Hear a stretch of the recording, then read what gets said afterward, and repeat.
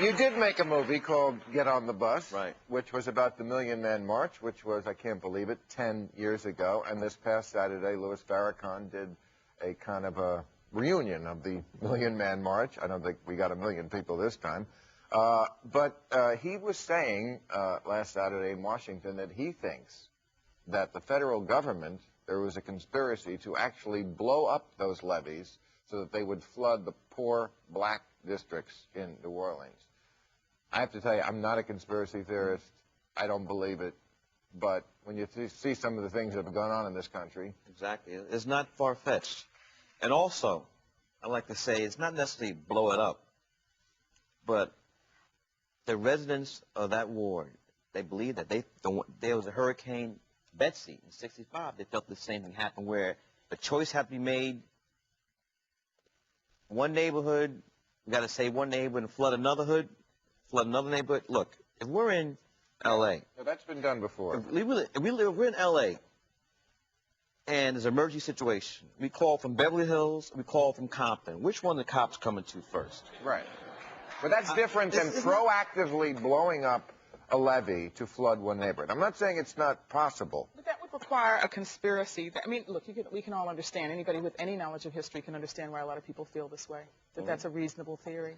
But it would also require a conspiracy at 3 levels of government, that would the local, the state, and the federal. It would require no white presidents have been assassinated. So why is that so far-fetched? Because it would require no white person in the government to have a moral compass. It would require no black person to have a spine. And I think that that's a very hard case to make. Let me ask you a question.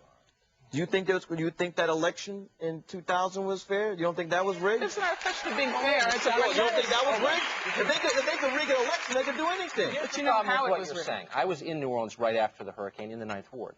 And while I didn't hear anybody say the levee was blown up by the federal government, I did interview a bunch of people who were stuck there who said they believed this was part of a conspiracy to rid New Orleans of black people. They honestly believed that. I didn't argue with them. Right. I just listened to what they said, and I felt bad for them. So as you sit here, who is someone who is rich and has options, and are watched by people who are poor and have no options, it seems to me it's your responsibility, your obligation to tell them the truth. And you know the truth, which is the federal government did not blow up those levees. So don't feed the paranoia and the craziness. How is that feeding the paranoia? Because you're saying it's entirely possible. When you know perfectly well it's not entirely possible. How is it not possible? The federal government blew up the levees. A, there's zero evidence. B, it's difficult to blow up a levee. C, there were news cameras all around. Nobody saw it. I mean, let's be real here. Because nobody saw it. Because nobody saw it means it couldn't happen? It's okay. I could say. Let me ask a question. Okay. With the history of this country, you ever heard of the Tuskegee experiment?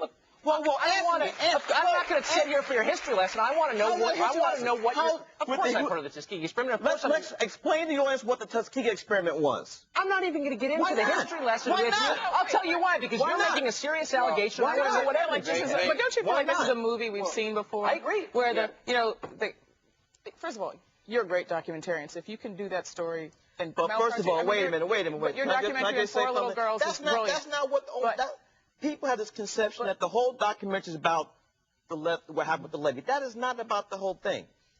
That is not everything we're doing with this documentary. Right, we know that. No, I hear you. And I think your documentary, 4 Little Girls, about the Birmingham bombings, the 16th Street bombings, was brilliant. And for people who haven't seen it, you know, I don't know if it's a wonderful... And for those who don't know what happened, the Tuskegee experiments, they did purposely give black men syphilis. They did. But this feels like a movie we've all seen before. It's like, you know, one person charges conspiracy. And there are many other examples, we go down the line, where stuff like this happened to African-American people. So I don't put anything past the American government when it comes to people of color in this country. I'm sorry. I just feel that way.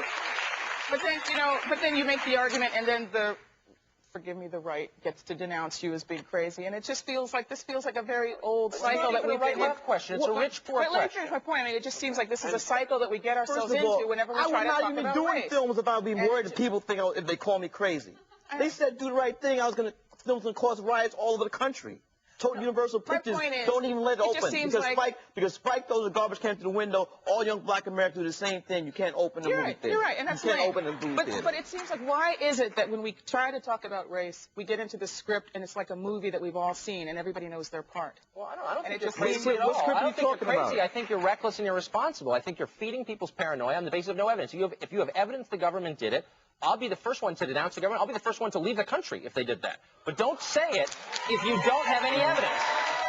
Look, as a filmmaker, it's my job to go in there and find the stuff, You're right? more than a filmmaker. You're someone who people listen to, and that's why I think you are making people more paranoid, more hateful, more afraid, and more... What are you talking about? CNN did a segment themselves about that. I didn't make that up. CNN did a segment CNN themselves. suggest... So the New York Times doesn't have that much influence, but Spike Lee? I think the New York Times does have influence.